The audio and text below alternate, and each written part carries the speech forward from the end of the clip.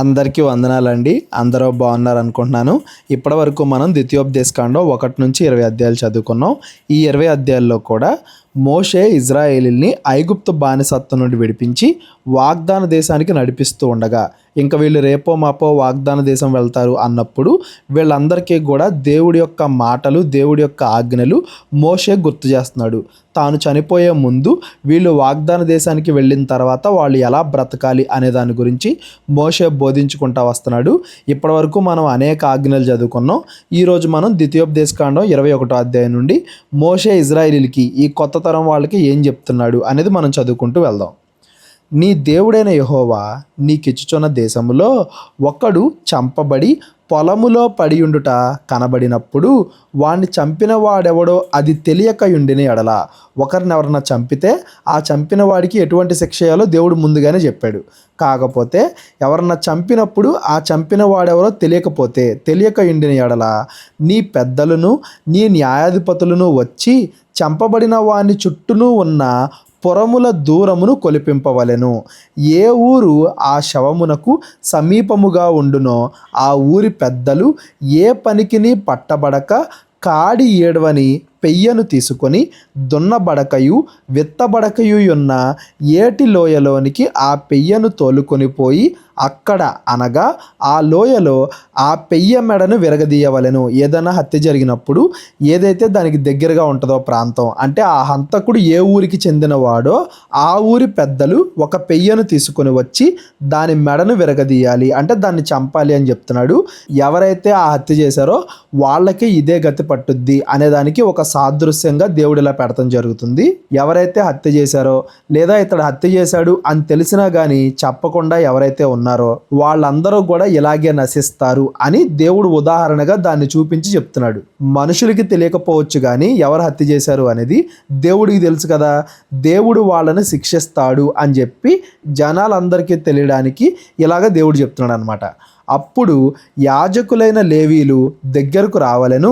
యెహోవాను సేవించి యెహోవా నామమున దీవించుటకు ఆయన వారిని ఏర్పరచుకొనెను గనుక వారి నోటి మాట చేత ప్రతి వివాదమును దెబ్బ విషయమైన ప్రతి వ్యాజ్యమును విమర్శింపబడవలెను. అప్పుడు ఆ శవమునకు సమీపమందున్న ఆ ఊరి పెద్దలందరూ ఆ ఏటి లోయలో ఆ మెడ విరగదీయబడిన ఆ పెయ్య పైన తమ చేతులు కడుక్కొని, మా చేతులు ఈ రక్తము చిందింపలేదు, మా కన్నులు ఇది చూడలేదు. యెహోవా నీవు విమోచించిన నీ జనమైన ఇజ్రాయేలీల నిమిత్తము ప్రాయశ్చిత్తము కలుగనిమ్ము. నీ జనమైన ఇజ్రాయేలీల మీద నిర్దోషి యొక్క ప్రాణము తీసిన దోషమును మోపవద్దని చెప్పవలెను. అప్పుడు ప్రాణము తీసిన దోషమునకు వారి నిమిత్తము ప్రాయశ్చిత్తము కలుగును. ప్రాయశ్చిత్తం ఎవరికి కలిగిద్ది? ఇజ్రాయేలీలకి. ఉదాహరణకి ఏదన్నా ఒక ఊరిలో హత్య జరిగినప్పుడు ఆ హత్య చేసిన వాడిని శిక్షిస్తేనే ఇజ్రాయేలు న్యాయం తీర్చినట్టు. ఒకవేళ ఆ హత్య చేసిన వాడిని శిక్షించలేదనుకో, శిక్షించడానికి ఎవరు హత్య చేశారో తెలియలేదనుకో, అప్పుడు మిగతా ఇజ్రాయేల్ అందరూ కూడా వాళ్ళ మధ్యలో తీర్పు తీర్చకుండా ఒక సమస్య ఉండిపోయింది. కాబట్టి ఇదిగో మేము చూడలేదు ఎవరు హత్య చేశారో, చూసుంటే మేము తీర్పు తీర్చేవాళ్ళం, మేము చూడలేదు, మేము చంపలేదు కాబట్టి ఆ హంతకుడు చంపినవాడెవడో మాకు తెలియదు కాబట్టి మమ్మల్ని అందరినీ కూడా క్షమించు, మా మీదకి ఎటువంటి ఉగ్రత తీసుకురావద్దు, ఆ హత్య చేసిన వాడినే శిక్షించు అన్నట్టుగా ఈ కార్యక్రమం. అంటే దాని ఉద్దేశం ఏంటంటే తప్పు చేయడం మాత్రమే కాదు, ఆ తప్పు జరిగినప్పుడు దానికి న్యాయం తీర్చకపోవడం వల్ల కూడా దేవుడికి కోపం వస్తుంది. దానికి న్యాయం తీర్చడానికి మనిషి అన్ని విధాలా ప్రయత్నించాలి. ఒకవేళ తాను తీర్చలేకపోయినప్పుడు దాన్ని డైరెక్ట్గా తీసుకెళ్ళి దేవుడి దగ్గర పెట్టాలి. అప్పుడు దేవుడే ఆ న్యాయం తీరుస్తాడు అనేది ఇక్కడ ఇజ్రాయేల్ అందరికి కూడా అర్థమవడానికి ఇలాగనమాట. ఇజ్రాయేలీలు అందరికన్నా కూడా న్యాయం విషయంలో, పవిత్రత విషయంలో జాగ్రత్తగా ఉండాలి, మిగతా దేశాల వాళ్ళకి మాదిరిగా ఉండాలి అని దేవుడు చెప్పాడు కదా. కాబట్టి ఇజ్రాయేలీలకి ఇలాంటి ఆజ్ఞలన్నీ కూడా ఇస్తున్నాడు అనేది మనం అర్థం చేసుకోవాలి. నెక్స్ట్, ఇందులో ఎవరికైనా ఏదైనా డౌట్ ఉన్నట్లయితే డిస్క్రిప్షన్లో నా నెంబర్ ఉంటుంది, కాల్ కానీ వాట్సాప్ కానీ చేయండి. అట్లు నీవు యెహోవా దృష్టికి యథార్థమైనది చేయునప్పుడు నీ మధ్య నుండి నిర్దోషి యొక్క ప్రాణము విషయమైన దోషమును పరిహరించెదవు. ఇదిగో ఆ తీర్పు ఆ ఊరి మొత్తం మీదకి, ఎవరైతే ఆ సమాజం ఉన్నారో వాళ్ళందరి మీదకే రాకుండా ఉండాలి అంటే ఆ హత్య చేసిన వాడిని శిక్షించాలి. ఒకవేళ శిక్షించలేకపోయినప్పుడు మేము శిక్షించలేకపోయాము, ఆ తీర్పుని మా మీదకి తీసుకురావద్దు, అతన్ని మాత్రమే శిక్షించు అన్నట్టుగా దేవుడి దగ్గర పెట్టినట్టుగా ఆ మొరని, ఆ పెయ్య మెడని విరగదీయాలి, అంటే ఆ పెయ్యని చంపాలి. అప్పుడు ఆ దోషము వీళ్ళందరి మీదకే రాకుండా ఉంటుంది. ఎవరైతే హత్య చేశారో వాళ్ళ మీదకి మాత్రమే దేవుడు తీసుకొస్తాడు అని దాని అర్థం. ఈరోజు మన కళ్ళ ముందు ఏదైనా తప్పు జరుగుతుంటే మనం దాన్ని ఆపడానికి సిద్ధంగా ఉండాలి. తప్పు చేసిన వాడు మాత్రమే కాదు, ఆ తప్పు మన మధ్య జరిగినప్పుడు దానికి మనం న్యాయం తీర్చకుండా సైలెంట్గా ఉండడం కూడా, తప్పుని చూస్తూ దాన్ని ఆపకుండా ఉండడం కూడా తప్పే అనేది దేవుడు ఇక్కడ ఇజ్రాయెల్కి నేర్పిస్తున్నాడు. నీవు నీ శత్రువులతో యుద్ధము చేయబోయినప్పుడు నీ దేవుడైన యెహోవా నీ చేతికి వారిని అప్పగించిన తరువాత, అంటే యుద్ధాన్ని గెలిపించిన తర్వాత వారిని చెరపట్టి ఆ చెరపట్టబడిన వారిలో రూపవతి అయిన దాన్ని చూచి ఆమెను మోహించి ఆమెను పెండ్లి చేసుకొన మనస్సయ్యి నీ ఎంట ఆమెను చేర్చుకొనిన తరువాత ఆమె తలక్షౌరము చేయించుకొని గోళ్లను తీయించుకొని తన చెరబట్టలు తీసివేసి నీ ఇంట నివసించి 1 నెల దినములు తన తండ్రుల గూర్చి ప్రాలాపన చేయుటకు నీవు ఆమెకు సెలవీయవలెను. ఆ కాలంలో, పాతకాలంలో ఏం జరిగేదంటే ఎవరన్నా యుద్ధాలు చేసినప్పుడు ఆ ఓడిపోయిన రాజ్యములో ఉన్న ఆడవాళ్ళని తీసుకొచ్చి వీళ్ళకి దాసులుగా, వీళ్ళకి భార్యలుగా చేసుకోవడం, వాళ్ళని హింసించడం, వాళ్ళని ఎలా పడితే అలా చూడడం, ఇట్లాంటివి చేసేవాళ్ళు. ఇజ్రాయేలులు మిగతా రాజ్యాల్లాగా ఉండకూడదు. ఇజ్రాయేలు యుద్ధం గెలిచినప్పుడు అందులో ఉన్న ఎవరినైనా కానీ స్త్రీని పెళ్లి చేసుకోవాలి అంటే వాళ్ళని ఇజ్రాయేలు లాగానే, ఇజ్రాయేల్ ఇంకో ఇజ్రాయేల్ని పెళ్లి చేసుకుంటే తమ భార్యని ఎంత బాగా చూసుకుంటారో వాళ్ళను కూడా అలాగే చూడాలి. వాళ్ళని హింసించకూడదు, వాళ్ళని బలవంతం చేయకూడదు, కేవలము శరీర కోరికలు తీర్చుకోవడానికే వాళ్ళని ఇబ్బంది పెట్టకూడదు, వాళ్ళని జాగ్రత్తగా చూసుకోవాలి. ఇంకా ఆమెను దాసిగా చూడకూడదు, ఏదో పనోళ్ళలాగా చూడకూడదు. అలాగే ఆవిడ రాజ్యం వాళ్ళు, ఆవిడ కుటుంబం వాళ్ళు ఎవరైనా చనిపోతే వాళ్ళ గురించి ఏడవడానికి కూడా, అంటే ఆ బాధ నుండి బయటికి రావడానికి కూడా ఆమెకి 1 నెల రోజులు సెలవియ్యాలి. ఆ తర్వాత మాత్రమే ఆమెను పెళ్లి చేసుకోవాలి. అప్పుడు కూడా వాళ్ళని దాసిగా చూడకూడదని చెప్తున్నాడు. తరువాత నీవు ఆమె యొద్దకు పోయి ఆమెను పెళ్లి చేసుకొనవచ్చును, ఆమె నీకు భార్య అగును. నీవు ఆమె వలన సంతుష్టి నొందని ఎడల ఆమె మనస్సుకు వచ్చిన చోటికి ఆమెను సాగవంపవలనే గాని ఆమెను ఎంత మాత్రమును వెండికి అమ్మకూడదు. నీవు ఆమెను అవమానపరిచితు గనుక ఆమెను దాసివలే చూడకూడదు. ఈరోజు మనం చదువుకునే అధ్యాయాల్లో చాలా వరకు ఆ కాలంలో స్త్రీలని ఎలా గౌరవించాలి, వాళ్ళకి అన్యాయం జరగకుండా ఎలా చూడాలి అనే దాని గురించి ఇజ్రాయెల్కి దేవుడి ఇచ్చిన ఆజ్ఞల గురించి మనం ఎక్కువగా మాట్లాడుకుంటాం. ఇజ్రాయేలీలు చుట్టుపక్కల ఉన్న దేశాలు, రాజ్యాలు అన్నింటిలో స్త్రీలను హింసించే వాళ్ళు, స్త్రీలకి సరిగ్గా న్యాయం జరిగేది కాదు. కేవలం వాళ్ళని పనోళ్ళలాగానో శరీర కోరికలు తీర్చుకోవడానికో అలాగూ మాత్రమే స్త్రీలను తక్కువ చూపు చూసేవాళ్ళు. ఇజ్రాయేలీలు మాత్రం అలా ఉండకూడదు. ఒకవేళ యుద్ధంలో గెలిచిన తర్వాత అక్కడ స్త్రీలతో మీరు కలిసి ఉందాం అనుకున్నా కానీ వాళ్ళని భార్యలుగా చేసుకోవాలి. భార్యలుగా చేసుకోకుండా ఎలా పడితే అలా చూడడానికి కుదరదు. భార్యలుగా చేసుకున్నారు అంటే భార్యలకు ఎటువంటి హక్కులైతే ఇజ్రాయెల్ ఇస్తారో అవన్నీ కూడా వాళ్ళకు కూడా ఇవ్వాలి, వాళ్ళను కూడా గౌరవించాలి, వాళ్ళు బాధపడడానికి వాళ్ళకి సమయం ఇవ్వాలి. ఒకవేళ ఆమె ఎక్కడికైనా వెళ్తానంటే అక్కడికి సాగనంపాలి. అంతేగాని దాసిగా ఆమెను చూడడం, బానిసత్వం చేయించుకోవడం, పనులు చేయించుకోవడం, శరీర కోరికల కోసమే ఆ స్త్రీలను వాడుకోవడం, అట్లాంటివి ఇజ్రాయెల్ చేయకూడదు అని దేవుడు ఇక్కడ చెప్తున్నాడు. ప్రేమింపబడినది ఒకటియు ద్వేషింపబడినది ఒకటియు, 2 భార్యలు ఒక పురుషునికి కలిగి ఉండి ప్రేమింపబడినదియు ద్వేషింపబడినదియు వాని వలన బిడ్డలు కని జ్యేష్ఠ కుమారుడు ద్వేషింపబడిన దాని కొడుకైన ఎడల తండ్రి తనకు కలిగిన దానిని తన కుమారులకు స్వాస్థ్యముగా ఇచ్చినాడు. ద్వేషింపబడిన దాని కుమారుడైన జ్యేష్ఠునికి మారుగా ప్రేమింపబడిన దాని కుమారుని జ్యేష్ఠునిగా చేసుకొనకూడదు. ద్వేషింపబడిన దాని కుమారునికి తండ్రి తన ఆస్తిలో రెట్టింపు భాగమిచ్చి వానినే జ్యేష్ఠుడిగా ఎంచవలెను. వీడు వాని బలప్రారంభము గనుక జ్యేష్ఠత్వాధికారము వీనిదే. ఆ కాలంలో ఎక్కువగా చూసే ఇంకొక సమస్య ఏంటంటే, ఒక అతను ఉన్నాడు, 2 భార్యలు ఉన్నారు అతనికి. ఒక భార్య యొక్క కుమారుల్ని గొప్పగా చూడడం, ఇంకొక భార్య యొక్క కుమారుల్ని తక్కువగా చూడడం, అట్లాంటివి ఇజ్రాయెల్ చేయకూడదు. నేను బాగా ప్రేమించాను కదా అని చెప్పేసి ఆమె పిల్లలకి ఎక్కువ చేయడం, ఏమన్నా నేను ద్వేషించాను, ఏమన్నా నేను ప్రేమించలేదని చెప్పేసి ఆమె పిల్లలకి తక్కువ చేయడం, అలా చేయకూడదు.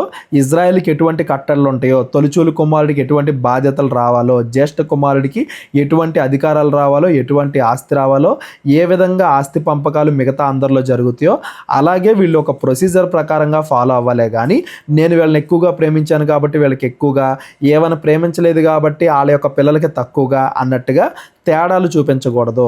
మొత్తం ఇజ్రాయెల్ సమాజం మొత్తానికి కూడా ఏవైతే హక్కులు అధికారాలు ఉంటాయో వాటినే ఫాలో అవ్వాలి కానీ ఒకళ్ళకి అన్యాయం చేస్తాను, ఒకళ్ళని ప్రేమిస్తాను అంటే కుదరదు అని చెప్పేసి దేవుడు ఇక్కడ చెప్తున్నాడు. ఇవన్నీ కూడా ఎక్కువ పెళ్ళిళ్ళు చేసుకోండి అని కాదు, ఎక్కువ పెళ్ళిళ్ళు చేసుకోకుండా ఒకళ్ళనే పెళ్లి చేసుకోవడం, ఒకళ్ళనే భారీగా ఉంచుకోవడాన్ని ఇటువంటి ఆజ్ఞల ద్వారా ఒకటే పెళ్లిని దేవుడు ప్రమోట్ చేస్తున్నాడు అనేది మనకు అర్థం అవ్వాలి. ఇజ్రాయేలీలు ఇంకా మంచిగా ఉండాలి అన్న ఉద్దేశంతో ఈ ఆజ్ఞలన్నీ కూడా ఇవ్వబడుతున్నాయి అనేది మీరు గుర్తుపెట్టుకోండి. ఎవరికైనా ఏదైనా డౌట్ వస్తే డిస్క్రిప్షన్లో నా నెంబర్ ఉంటుంది, కాల్ కానీ వాట్సాప్ కానీ చేయండి. ఒకని కుమారుడు మొండివాడై తిరుగబడి తండ్రి మాట కానీ తల్లి మాట కానీ వినకయుండి వారు అతన్ని శిక్షించిన తరువాత అతడు వారికి విధేయుడు కాకపోయిన ఎడల అతని తల్లిదండ్రులు అతన్ని పట్టుకొని ఊరి గవిని యొద్ద కూర్చుండు పెద్దల యొద్దకు అతన్ని తీసుకొని వచ్చి, మా కుమారుడైన వీడు మొండివాడే తిరుగుబడి ఉన్నాడు, మా మాట వెనక తిండిబోతును తాగుబోతును ఆయను అని ఊరి పెద్దలతో చెప్పవలెను. అప్పుడు ఊరి ప్రజలందరూ రాళ్లతో అతన్ని చావగొట్టవలెను. అట్లు ఆ చెడుతనమును నీ మధ్య నుండి పరిహరించుదువు. అప్పుడు ఇజ్రాయేల్ అందరూ విని భయపడుదురు. సొంత తల్లిదండ్రులే తన కుమారుని గురించి అలా చెబుతున్నారు అంటే ఆ కుమారుడు ఎంత చెడ్డవాడై ఉంటాడు. అతడు తిండిబోతు తాగుబోతు అయ్యి ఎంతమందిని హింసిస్తూ ఉండుంటాడు, తమ తల్లిదండ్రుల్ని ఎంతగా హింసిస్తూ ఉంటాడు. ఇది దేవుడిచ్చిన పదాజ్ఞల్లో ఒక దాన్ని మేరడం కాబట్టి దాని శిక్ష కూడా అంత కఠినంగా ఉండాలి. అప్పుడు మాత్రమే మిగతా ఇజ్రాయేలీలు వాళ్ళ తల్లిదండ్రుల్ని గౌరవించడం నేర్చుకుంటారు, వాళ్ళని ప్రేమించి వాళ్ళకి లోబడి ఉండడం నేర్చుకుంటారు అన్న ఉద్దేశంతో దేవుడు ఇదంతా కూడా చెప్పడం జరుగుతుంది. వీటిలో మీరు ఏది చదువుకున్నా కానీ గుర్తుపెట్టుకోండి, అక్కడ తీర్పు తీర్చేది ఆ యాజకులు, న్యాయాధిపతులు, అంతేగాని ప్రజలు వాళ్ళ ఇష్టం వచ్చినట్టుగా నిర్ణయాలు తీసుకోవడం కాదు. ఇవన్నీ కూడా యాజకుల దగ్గరికి, న్యాయాధిపతుల దగ్గర తీసుకురావాలి, వాళ్ళు ఇటువంటి నిర్ణయాలు తీసుకోవాలి. అన్నిటిని కూడా ముందు వెనక ఆలోచించి అప్పుడు ఈ నిర్ణయాలు తీసుకోవాలి అనేది మీరు గుర్తుపెట్టుకోండి. ఇంకా అతడు కఠినడైపోయి మూర్ఖుడైపోయి వెనక్కి తిరిగి రాలేంత స్టేజ్కి వెళ్ళిపోతే అప్పుడు అతన్ని బట్టి మిగతా వాళ్ళందరికి కూడా తెలియడానికి వాళ్ళకి మరణశిక్ష విధించాలి అని దేవుడు ఇక్కడ చెప్తున్నాడు.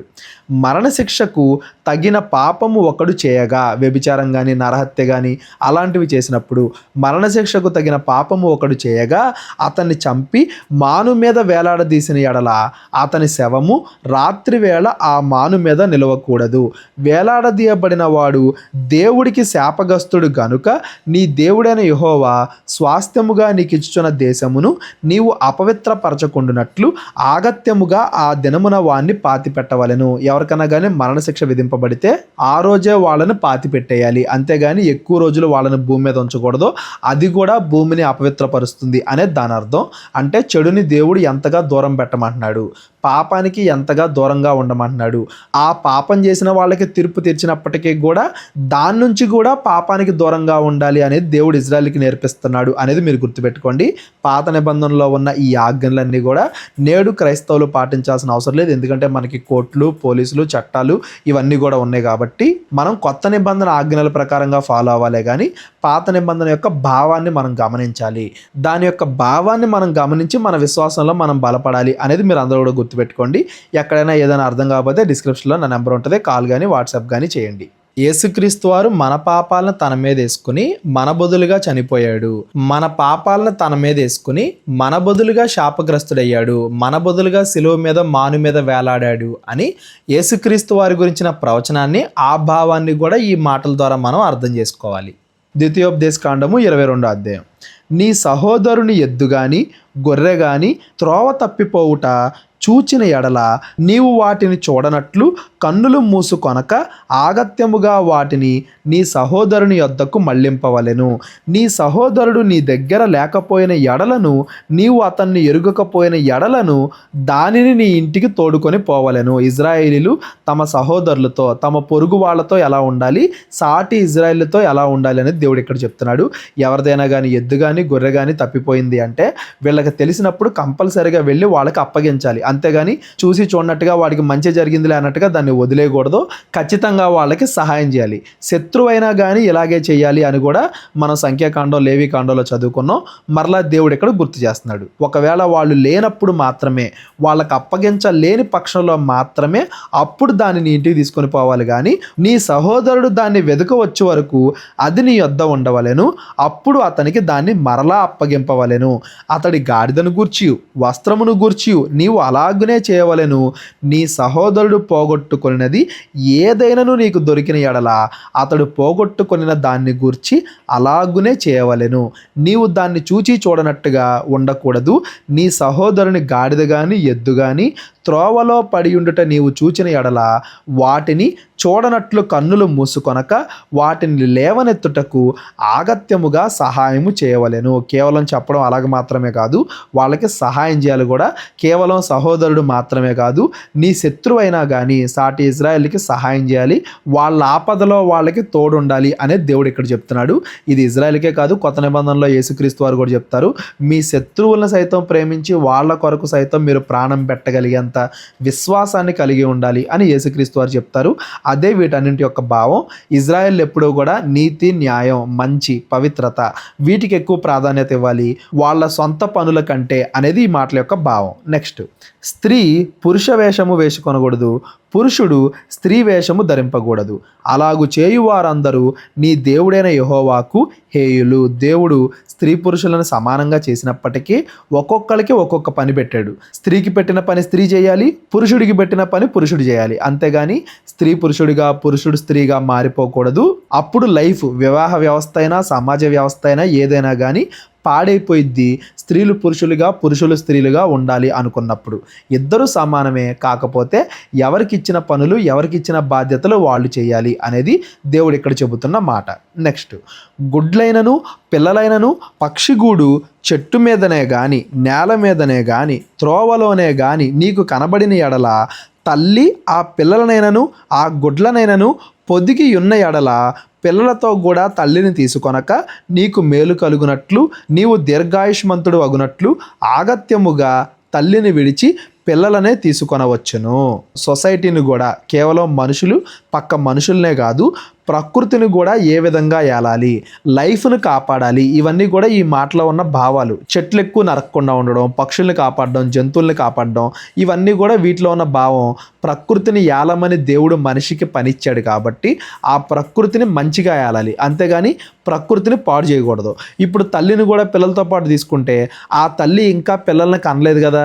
దేవుడు పక్షుల్ని, జంతువుల్ని మనిషికి లోబడేటట్టుగా మనిషికి ఇచ్చినా కానీ, ప్రకృతిని మనిషికి లోబరిచినా కానీ ఆ ప్రకృతిని కాపాడాల్సిన బాధ్యత, దాన్ని మంచిగా పరిపాలించాల్సిన బాధ్యత మనిషి మీద ఉంది. కాబట్టి మనిషి ఏది చేసినా కానీ జాగ్రత్తగా దాని వెనకాల కనికరము, బాధ్యత ఇవన్నీ పెట్టుకుని చేయాలి అనేది వీటి యొక్క భావం. ఈ ఆజ్ఞలన్నింటి ద్వారా దేవుడు ప్రకృతినే ఇంతగా కాపాడమంటున్నాడు అంటే ఇంకొక మనిషిని ఇంకెంత జాగ్రత్తగా మనం చూసుకోవాలి అనేది మనకు అర్థం అవ్వాలి.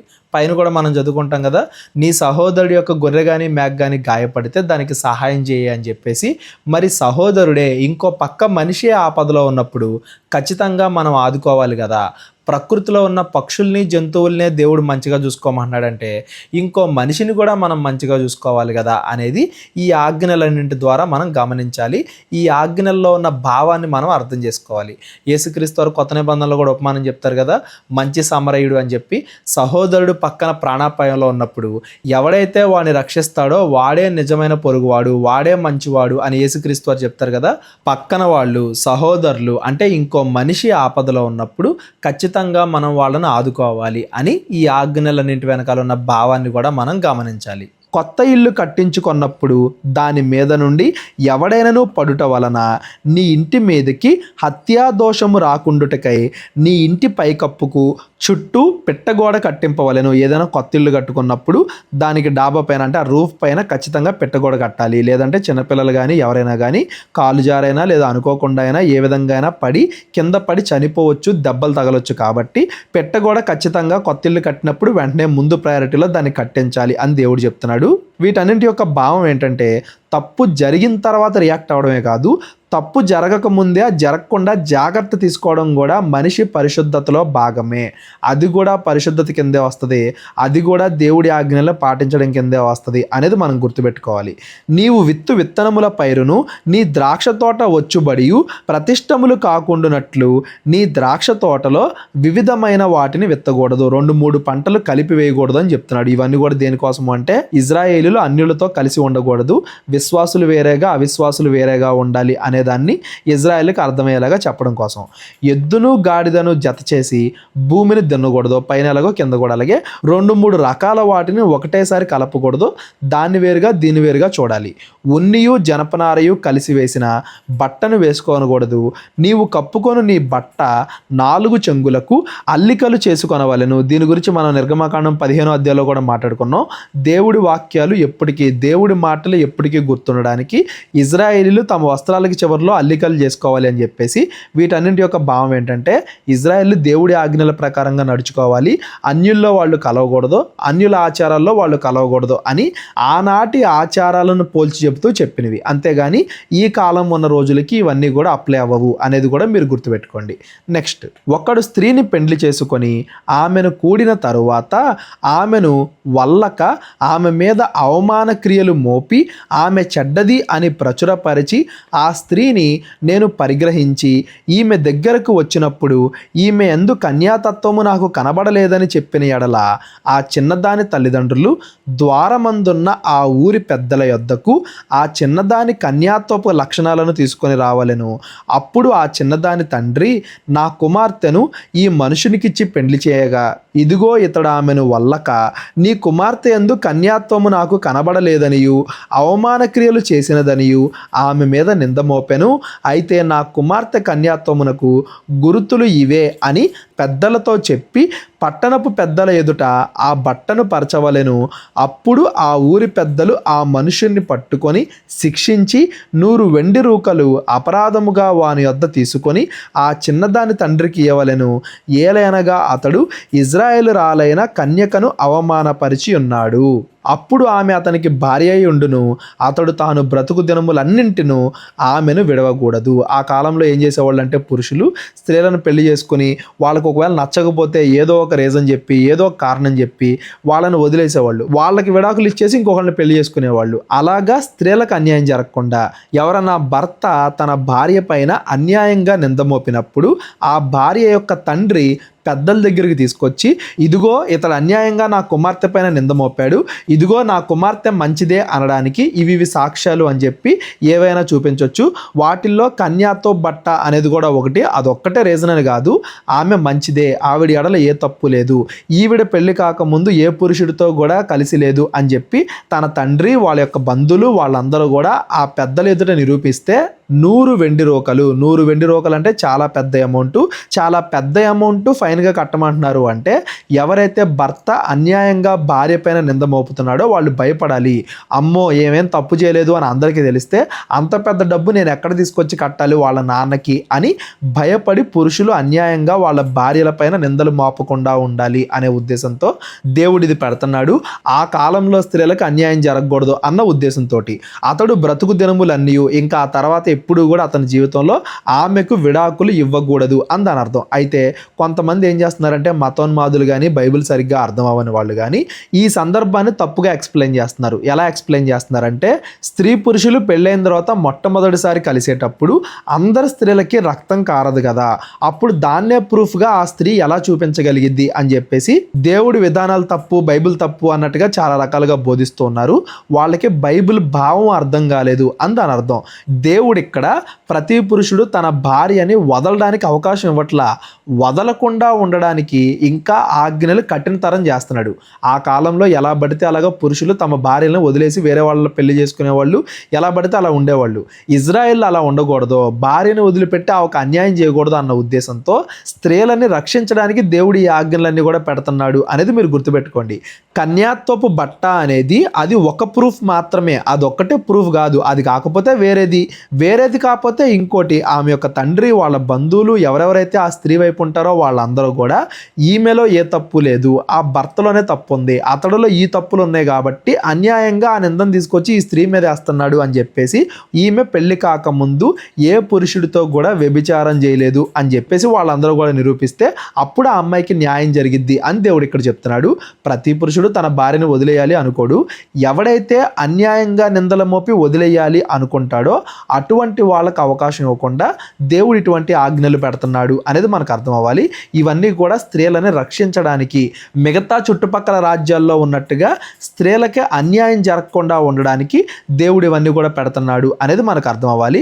అలాగని స్త్రీలు కూడా వాళ్ళకి మంచిగా ఇవ్వబడిన ఇలాంటి ఆజ్ఞలను తప్పుగా ఉపయోగించుకోకూడదు కదా.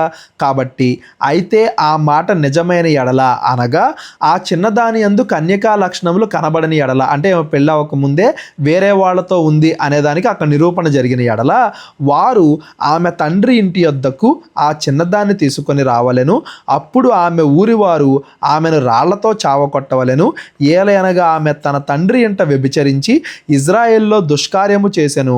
అట్లు ఆ చెడుతనమును మీ మధ్యలో నుండి మీరు పరిహరించుదురు. ఎవరైనా వ్యభిచారం చేస్తే వాళ్ళకి ఏ శిక్ష విధించాలో ముందే చెప్పాడు కదా దేవుడు.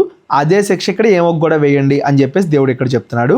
పాత నిబంధనలో దేవుడు ఇది ఎందుకు పెడుతున్నాడు అంటే, ఇజ్రాయేలీల సమాజంలో, వాళ్ళ దేశంలో ఎటువంటి వ్యభిచారం జరగకూడదు. వ్యభిచారానికి తగ్గట్టుగా, నరహత్యకి తగ్గట్టుగా, తల్లిదండ్రుల్ని శిక్షిస్తే, తల్లిదండ్రులను కొడితే తిడితే తగ్గట్టుగా ఎటువంటి కఠిన శిక్షలు ఉండాలి. అప్పుడు మాత్రమే ఇజ్రాయేల్ పాపానికి దూరంగా ఉంటారు అనే ఉద్దేశంతో ఇవన్నీ కూడా చెప్పబడ్డాయి.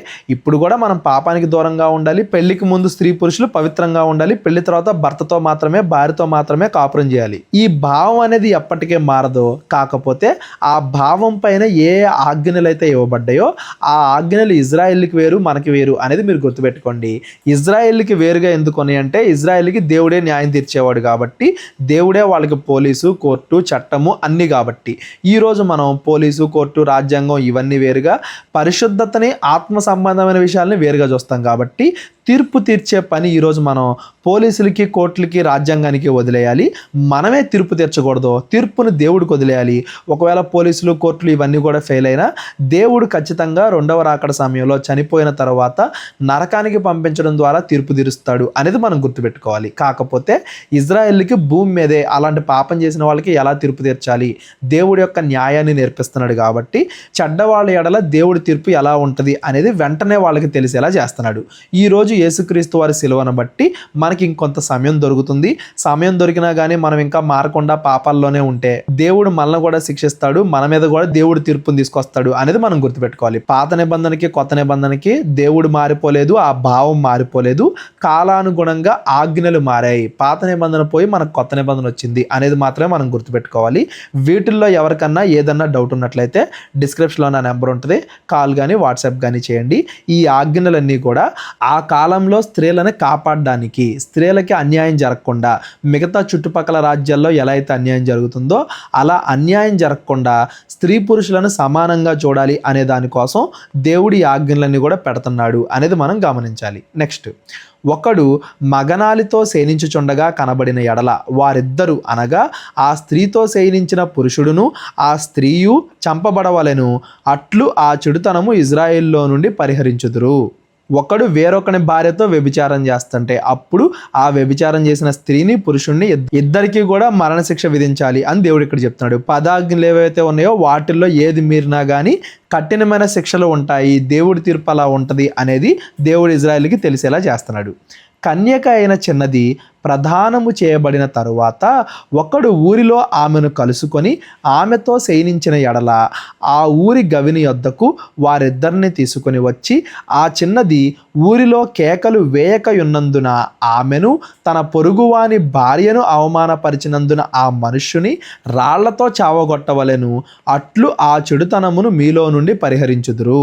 22వ వచనంలోనేమో పెళ్ళైన స్త్రీ అన్నాడు, ఇక్కడేమో పెళ్ళైన కన్యక. పెళ్ళైతే అయింది కానీ భార్యాభర్తలు కలవల. అంటే ప్రదానము చేయబడిన తరువాత ఆమెతో వేరే పురుషుడు ఎవరినైతే ఆమె పెళ్లి చేసుకుందో అతను కాకుండా వేరేవాడు ఎవడన్నా కానీ వ్యభిచారం చేస్తే వాళ్ళిద్దరిని కూడా రాళ్లతో కొట్టాలి, వాళ్ళకు కూడా మరణశిక్ష విధించాలి అని దేవుడు ఇక్కడ చెప్తున్నాడు. కేకలు వేయకయున్నందున అంటే దాని ఉద్దేశం ఏంటంటే ఆమె అరిచి గోల చేయలేదు, అంటే ఆమె కూడా అంగీకరించింది, కావాలనే వ్యభిచారం చేసింది అని దాని అర్థం. ఒకవేళ కావాలని వ్యభిచారం చేయకపోతే అతడు బలవంతం చేసేటప్పుడు అరుస్తారు, గోల పెడతారు, అందరికీ తెలిసేలా చేస్తారు. ఆ టైంలో చుట్టుపక్కల ఎవరో లేకపోయినా తర్వాత అయినా కానీ ఆ విషయాన్ని తెలిసేలా చేస్తారు. పెద్దల దగ్గరికి, యాజకుల దగ్గరికి, లేవీల దగ్గరికి తీసుకొస్తారు అని దాని అర్థం. ఎవరి దగ్గరికి తీసుకురాలేదు, అది జరిగేటప్పుడు కామ్గా ఉన్నారు అంటే వాళ్ళు అంగీకరించారు అని దాని అర్థం. ఇద్దరు కలిసి వ్యభిచారం చేశారు కాబట్టి కావాలని వాళ్ళకి మరణశిక్ష విధించాలి అని దేవుడు ఇక్కడ చెప్తున్నాడు. ఒకడు ప్రదానము చేయబడిన చిన్నదాన్ని పొలములో కలుసుకున్నప్పుడు ఆ మనుష్యుడు ఆమెను బలిమిని పెట్టి ఆమెతో శయనించిన ఎడల ఆమెతో శయనించిన మనుష్యుడు మాత్రమే చావవలెను. ఆ చిన్నదాన్ని ఏమీ చేయకూడదు. ఆ చిన్నదాని యందు మరణపాత్రమైన పాపము లేదు. ఒకడు బలవంతం చేస్తే అంటే ఆవిడ తప్పేమీ లేకుండా అతడే బలవంతం చేశాడు కాబట్టి అతడికి మాత్రమే మరణశిక్ష వేయాలి. ఆ స్త్రీని ఏం చేయకుండా వదిలేయాలి. ఇవి కూడా స్త్రీలను రక్షించడానికే అనేది మీరు గుర్తుపెట్టుకోండి. ఆ చుట్టుపక్కల రాజ్యాలన్నింటిలో ఎలా ఉండేదంటే అన్యుల ఆచారాల్లో ఒకవేళ స్త్రీ తప్పున్నా లేకపోయినా ఒక స్త్రీ వేరే వాళ్ళతో శయనించింది అంటే ఆ స్త్రీనే తప్పుగా చూసేవాళ్ళు, ఆ స్త్రీనే చంపేసేవాళ్ళు. ఇక్కడైతే దేవుడు ఎవరిది పాపమో వాళ్ళకే శిక్ష పడాలి అని ఇజ్రాయేలుకి దేవుడు చెప్తున్నాడు. ఒకడు తన పొరుగువాని మీదకి లేచి ప్రాణహాని చేసినట్టే ఇది జరిగినది. ఒకడు ఇంకొకరిని చంపడంతో సమానం ఒకళ్ళ మీద అత్యాచారం చేయడం అంటే. అతడు ఆమెను పొలములో కలుసుకొనగా ప్రదానము చేయబడిన ఆ చిన్నది కేకలు వేసినను ఆమెకు రక్షకుడు లేకపోయాను. పొలం అంటే ఎవరు లేని చోటు, ఆవిడ అరిసినా కానీ ఎవరికి వినబడదు కాబట్టి ఆవిడ తప్పేమీ లేదు.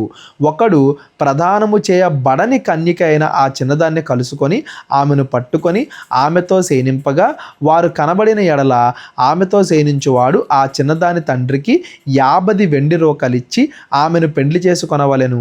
అతడు ఆమెను అవమానపరిచెను గనుక అతడు తాను బ్రతుకు దినములన్నింటను ఆమెను విడిచిపెట్టకూడదు. ఒకవేళ అత్యాచారం చేస్తే వాడికేమో మరణశిక్ష విధించాలి అని చెప్పాడు. ప్రదానము చేయబడని పెళ్లి కాని వారితో, వేరే పురుషుడికి వాగ్దానం చేయబడని వాళ్ళతో శయనిస్తే ఖచ్చితంగా పెళ్లి చేసుకోవాలి.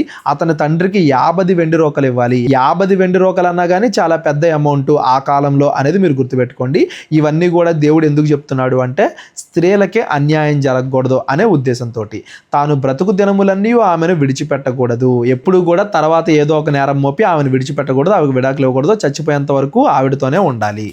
ఎవడును తన తండ్రి భార్యను పరిగ్రహింపకూడదు, తన తండ్రి విప్పదగిన కోకను విప్పకూడదు. ఇవి కూడా మనం మాట్లాడుకున్నాం. తండ్రి భార్యతో కానీ, తండ్రి భార్య పిల్లలతో కానీ, రిలేటివ్స్తో కానీ వాళ్ళతో ఎవరైనా వ్యభిచారం చేస్తే వాళ్ళకి ఎటువంటి శిక్షలు విధించాలి, మరణశిక్ష విధించాలి, ఇవన్నీ కూడా దేవుడు చెప్పాడు. ఇవన్నీ కూడా మనం నిర్గమకాండంలో, లేవీకాండంలో, సంఖ్యాకాండంలో కూడా మాట్లాడుకున్నాం కాబట్టి వాటిని ఇక్కడ మరలా అంత డీటెయిల్గా నేను ఎక్స్ప్లెయిన్ చేయట్లేదు. ఇజ్రాయేలీలు వాళ్ళ మధ్య చెడుతనం లేకుండా చూడాలి, వాళ్ళ మధ్య ఉన్న స్త్రీలకు అన్యాయం జరగకుండా చూడాలి అనేది ఈ అధ్యాయాల యొక్క భావం. ద్వితీయోపదేశకాండం 23వ అధ్యాయం కూడా ఈరోజు మనం చదువుకుందాం. 24వ అధ్యాయం నుండి రేపొద్దున మనం చదువుకుందాం. గాయము నొందిన వృషణములు గలవాడే గాని, మర్మాంగము కోయబడిన వాడే గాని యెహోవా సమాజములో చేరకూడదు. కుండు యెహోవా సమాజములో చేరకూడదు. వానికి 10వ తరము వాడైనను యెహోవా సమాజములో చేరకూడదు. యెహోవా సమాజము అంటే బహిరంగ ఆరాధన.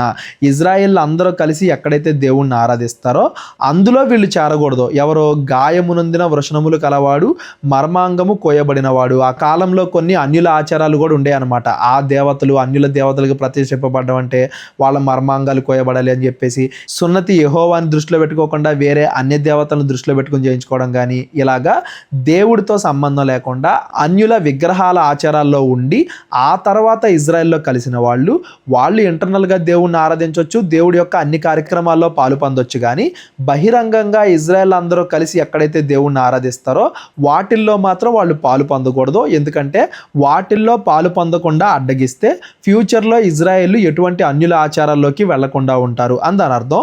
కుంటుడు అనగానే పెళ్లి కాకుండానే పుట్టిన వాళ్ళు అని దాని అర్థం. ఇటువంటి వాళ్ళను కూడా బహిరంగ ఆరాధనలో చేరకూడదని దేవుడు ఆజ్ఞాపిస్తున్నాడు. ఎందుకంటే ఫ్యూచర్లో ఇజ్రాయేలీల్లో ఇలాంటి వాళ్ళు రాకూడదు. ఇజ్రాయేల్ ఎలా పడితే అలా పిల్లలు కంటం, వ్యభిచారం జరగడం ఇజ్రాయెల్లో అలాంటివి జరగకూడదు. అలాగే ఇజ్రాయేలీలు అన్యుల విగ్రహాలను ఆరాధించడం, అన్యుల విగ్రహాలను నమ్మడం, వాళ్ళ యొక్క ఆచారాలు ఫాలో అవడం కూడా చేయకూడదు. అందుకే అలాంటి వాళ్ళు యెహోవా సమాజంలో చేరకూడదు అని చెప్పేసి దేవుడు చెప్తున్నాడు. వాళ్ళు మారాక వాళ్ళు దేవుణ్ణి ఆరాధించవచ్చు, కాకపోతే బహిరంగంగా ఆరాధించకూడదు. యెహోవా సమాజము అంటే బహిరంగ ఆరాధనకి వాళ్ళు వెళ్ళకూడదు. ఎందుకంటే ఇజ్రాయేలీలకి అది ఎప్పుడు కూడా తప్పు అనేది గుర్తు రావాలి కాబట్టి అనేది ఈ మాటల యొక్క భావం. ఎవరికన్నా కానీ ఇందులో ఏదైనా అర్థం కాకపోతే డిస్క్రిప్షన్లో నా నెంబర్ ఉంటుంది, కాల్ కానీ వాట్సాప్ కానీ చేయండి. అమ్మోనీయుడే కానీ మోయాబీడే కానీ యెహోవా సమాజంలో చేరకూడదు. వారిలో 10వ తరము వారైనను ఎన్నడూనూ యెహోవా సమాజంలో చేరకూడదు. ఏలయనగా మీరు ఐగుప్తులో నుండి వచ్చుచుండగా వారు అన్నపానములు తీసుకొని మిమ్మును ఎదుర్కొన రాక నిన్ను శపించుటకు బహుమానములిచ్చి నదుల యారాములోని పెతోరులో నుండి నీకు విరోధముగా బెయోరు కుమారుడైన బిలామును పిలిపించితిరి. అమ్మోనీలు మోయాబీలు వాళ్ళు కూడా బహిరంగ ఆరాధనలో యెహోవా సమాజంలో చేరకూడదు. ఎందుకంటే ఎలా అయితే బిలామును పిలిపించి ఇజ్రాయెల్ చేత వ్యభిచారం చేయించారో, అన్యుల దేవతల విగ్రహాలకి ఇజ్రాయెల్ మొక్కేలా చేశారో అవన్నీ కూడా మీకు గుర్తున్నాయి కదా, మోయాబీలతో యుద్ధం అట్లా వాళ్ళు చేశారు. కాబట్టి అలాంటి వాళ్ళను కూడా యెహోవా సమాజంలో చేరనేయకూడదు అని దేవుడు చెప్తున్నాడు. యెహోవా సమాజము అంటే బహిరంగ ఆరాధన అనేది మీరు గుర్తుపెట్టుకోండి. అసలు దేవుణ్ణి పూజించకూడదు అని కాదు. దానికి బెస్ట్ ఎగ్జాంపుల్ ఏంటంటే మోయాబీలు. తర్వాత మనం చదువుకుంటాం రూతు. దావీదు వచ్చింది, యేసుక్రీస్తు వారు వచ్చింది రూతు వంశం నుండి. ఆ రూతు ఎవరో మోయాబీరాలు. వాళ్ళు దేవుని నమ్ముకోవద్దు అని దేవుడు చెప్పట్లేదు. వాళ్ళు దేవుని నమ్ముకోవచ్చు, ఆరాధించవచ్చు, ఇజ్రాయెల్లో వాళ్ళు కలవచ్చు. ఇజ్రాయేలీలో వాళ్ళు కలవాలంటే ఏంటి ప్రొసీజర్ అనేది కూడా ముందు అధ్యాయంలో మనం చదువుకుందాం, ముందు పుస్తకాల్లో మనం చదువుకున్నాం. బహిరంగ ఆరాధన యెహోవా సమాజంలో అంటే బహిరంగంగా దేవుణ్ణి ఆరాధించే వాటిలో వాళ్ళు కలవకూడదు అనేది దీని యొక్క భావం. అయితే నీ దేవుడైన యెహోవా బిలాము మాట విననల్లకై ఉండెను. నీ దేవుడైన యెహోవా నిన్ను ప్రేమించెను గనుక నీ దేవుడైన యెహోవా నీ నిమిత్తము ఆ శాపమును ఆశీర్వాదముగా చేసెను. నీ దినములన్నింట ఎన్నడును వారి క్షేమమైనను మేలైనను విచారింపకూడదు. వాళ్ళ క్షేమమైన వాళ్ళ మేలైన యెహోవాకు విరోధంగా, దేవుడికి విరోధంగా చెడ్డ పనులు చేసే వాళ్ళ గురించి మీరు ఎక్కువగా ఆలోచించొద్దు అని మోషే ఇజ్రాయేలుకి చెప్తున్నాడు. ఒకవేళ వాళ్ళు మీకు ఏదైనా చెడు చేయాలి అని ప్రయత్నించినా కానీ దేవుడు ఎలా అయితే బిలాము మాటల్ని ఆశీర్వాద వచనాలుగా మార్చాడో, మీకు చెడు చేయాలి అని ఎవరన్నా ప్రయత్నించినా కానీ దేవుడు దాన్ని ఆశీర్వాదంగా మార్చి మన మీదగా తీసుకొస్తాడు. కాబట్టి మీరు ఎవరైతే యెహోవాకు విరోధంగా ఉంటారో వాళ్ళ గురించి ఎక్కువగా ఆలోచించకండి, దేవుడి గురించే మీరు ఆలోచించండి అని మోషే ఇజ్రాయేలుకి ఇక్కడ చెప్తున్నాడు. ఎదోమీయులు నీ సహోదరులు గనుక వారిని ద్వేషింపకూడదు. ఐగుప్తులో నీవు పరదేశివై ఉంటివి గనుక ఐగుప్తీయులను ద్వేషింపకూడదు. వారికి పుట్టిన పిల్లల్లో 3వ తరము వారు యెహోవా సమాజములో చేరవచ్చు. ఎదోమీయుల్లో కానీ ఐగుప్తీయుల్లో కానీ ఎవరైనా మనసు మార్చుకొని ఇజ్రాయెల్లో కలిసిన వాళ్ళు ఉంటే, యెహోవా దేవుణ్ణే దేవుడిగా అంగీకరించిన వాళ్ళు ఉంటే, వాళ్ళ తరములో 3వ తరం వాళ్ళు యెహోవా సమాజంలో చేరవచ్చు. అంటే బహిరంగ ఆరాధనలో వాళ్ళు కూడా కలవచ్చు. 3వ తరం వాళ్ళు మాత్రమే అనేది మీరు గుర్తుపెట్టుకోండి. ప్రతి చోట కూడా యెహోవా సమాజము అనగానే బహిరంగ ఆరాధన, అంతేగాని అసలు దేవుణ్ణి యాక్సెప్ట్ చేయడం కాదు. దేవుణ్ణి ఎప్పుడైనా యాక్సెప్ట్ చేయొచ్చు, దేవుణ్ణి ఎప్పుడైనా అంగీకరించవచ్చు. దేవుణ్ణి అంగీకరించిన తర్వాత ఆయన చెప్పిన ఆజ్ఞలన్నీ కూడా పాటించవచ్చు. అందరితో కలిసి ఆరాధించడానికి మాత్రమే వీళ్ళకి కొంతకాలం పర్మిషన్ ఇవ్వలేదు దేవుడు అనేది మీరు గుర్తుపెట్టుకోండి. ఎవరికైనా ఏదైనా డౌట్ వస్తే డిస్క్రిప్షన్లో నా నెంబర్ ఉంటుంది, కాల్ కానీ వాట్సాప్ కానీ చేయండి. నీ సేన శత్రువులతో యుద్ధమునకు బయలుదేరినప్పుడు ఏ దుష్కార్యమును చేయకుండా జాగ్రత్త పడవలెను. రాత్రి జరిగిన దాని వలన మైలుపడినవాడు మీలో ఉండిన ఎడల పాలెము వెలుపలికి పోవలెను. అతడు పాలెములో చేరకూడదు. సాయంకాలమున అతడు నీళ్లతో స్నానము చేసి సూర్యుడు అస్తమించిన తరువాత పాలెములో చేరవచ్చును. యుద్ధానికి వెళ్ళేవాళ్ళు యుద్ధ సన్నద్ధులై ఉండాలి. యుద్ధం గురించి ఆలోచించాలి, దేవుడి గురించి ఆలోచించాలి. అంతేగాని యుద్ధ సమయంలో తన భార్యతో కానీ వేరే స్త్రీతో కానీ కలవడం, వేరే దుష్కార్యాలు ఏమైనా చేయడం అలాంటి ఏం చేయకూడదు. ఒకవేళ అలాంటి వాళ్ళు ఎవరన్నా ఉంటే వాళ్ళు సైన్యంలో చేరొద్దు, యుద్ధానికి రావద్దు, వాళ్ళు మీ ఇంటి దగ్గరే ఉండండి అని దేవుడు ముందుగానే ఆజ్ఞాపించడం కూడా మనం 19-20 అధ్యాయాల్లో చదువుకున్నాం. యుద్ధానికి వెళ్ళే వాళ్ళు కూడా పవిత్రంగా ఉండాలి అనేది దేవుడు ఇక్కడ చెప్తున్నాడు. పాలెము వెలుపల నీకు ఒక చోటు ఉండవలెను, ఆ బహిర్భూమికి నీవు వెళ్ళవలెను, మరియు మరియు నీ ఆయుధములు కాక గసిగ ఒకటి నీ యొద్ద ఉండవలెను. గసిగ అంటే భూమిని తవ్వేదనమాట. నీవు బహిర్భూమికి వెళ్ళినప్పుడు దానితో తవ్వి వెనుకకు తిరిగి నీ మలమును కప్పివేయవలెను. నీ దేవుడైన యెహోవా నిన్ను విడిపించుటకు నీ శత్రువులను నీకు అప్పగించుటకు నీ పాళెములో సంచరించుచుండును గనుక ఆయన నీలో అసహ్యమైన దేన్నైనను చూచి నిన్ను విడవకుండునట్లు నీ పాళెము పరిశుద్ధంగా ఉండవలెను. పరిశుద్ధత అనగానే ఇజ్రాయేలీలకి పరిశుభ్రత దేవుడు శరీర ప్రకారంగా చూపిస్తున్నాడు అనేది మీరు గుర్తుపెట్టుకోవాలి. ఇజ్రాయెల్ ఎప్పుడు కూడా క్లీన్గా ఉండాలి, వాళ్ళ ఊర్లు క్లీన్గానే ఉండాలి. ఒకవేళ వీళ్ళు యుద్ధానికి వెళ్తుంటే ఆ యుద్ధ భూమి కూడా క్లీన్గా ఉండేలాగా వీళ్ళు చూసుకోవాలి. ఎక్కడ పడితే అక్కడ బహిర్భూమికి వెళ్ళటం చేయకూడదు, ఒక ప్రత్యేకమైన ప్లేస్ ఉండాలి దానికి. అక్కడ కూడా భూమిని గుంటగా తవ్వి అక్కడ మాత్రమే వెళ్ళాలి. అంతేగాని బహిరంగంగా ఆ ప్లేస్ని ఎలా పడితే అలా ఉంచుకోకూడదు, క్లీన్గా ఉంచుకోవాలి, నీట్గా ఉంచుకోవాలి. ఇజ్రాయెల్ ఎంత పరిశుభ్రంగా ఎంత పవిత్రంగా దేవుడి మాటలను అంగీకరిస్తారో అప్పుడు మాత్రమే దేవుడు వాళ్ళకి తోడుండి వాళ్ళ యుద్ధాన్ని గెలిపిస్తాడు.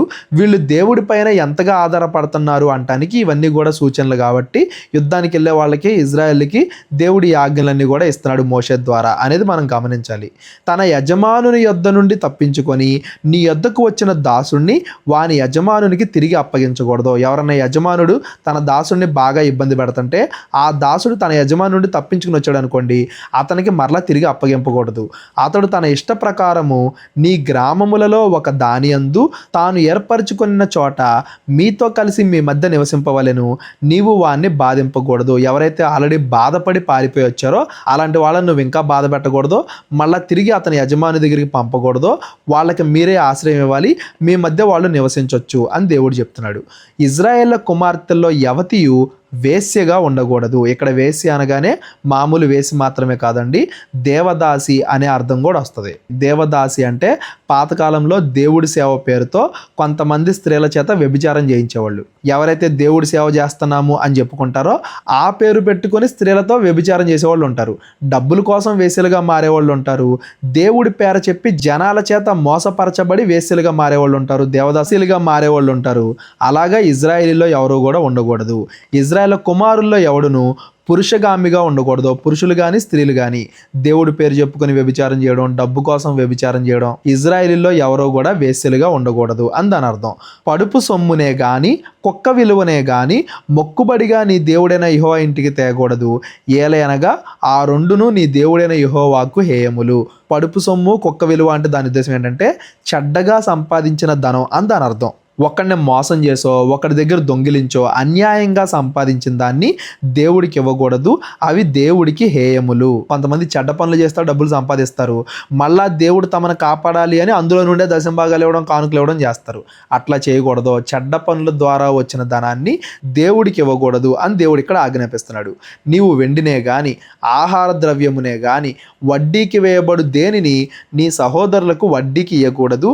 అన్యునికి వడ్డీకి బదులుగా ఇవ్వవచ్చును గాని నీవు స్వాధీనపరుచుకున్నట్లు చేరబోవుచున్న దేశములో నీ దేవుడైన యెహోవా నీవు చేయు ప్రయత్నములన్నింటి విషయములో నిన్ను ఆశీర్వదించున్నట్లు నీ సహోదరులకు వడ్డీకి బదులు ఇవ్వకూడదు. ఇజ్రాయిల్కి అప్పిస్తున్నావు అంటే వడ్డీ తీసుకోకుండా ఇవ్వాలి. అప్పివ్వచ్చు, కాకపోతే ఎక్కువ వడ్డీలు తీసుకోవడం, డబ్బు కోసం వాళ్ళని ఇబ్బంది పెడతాం అలాంటివి చేయకూడదు. కావాలనుకుంటే అన్యులకి ఇవ్వచ్చు వడ్డీకి, కానీ ఇజ్రాయిల్కి మాత్రం వడ్డీకి ఇవ్వకూడదు అని దేవుడు చెప్తున్నాడు. ఇలాంటి ఆజ్ఞలే మనం ముందు నిర్గమాకాండం, లేవీకాండం, సంఖ్యాకాండంలో కూడా చదువుకున్నాం.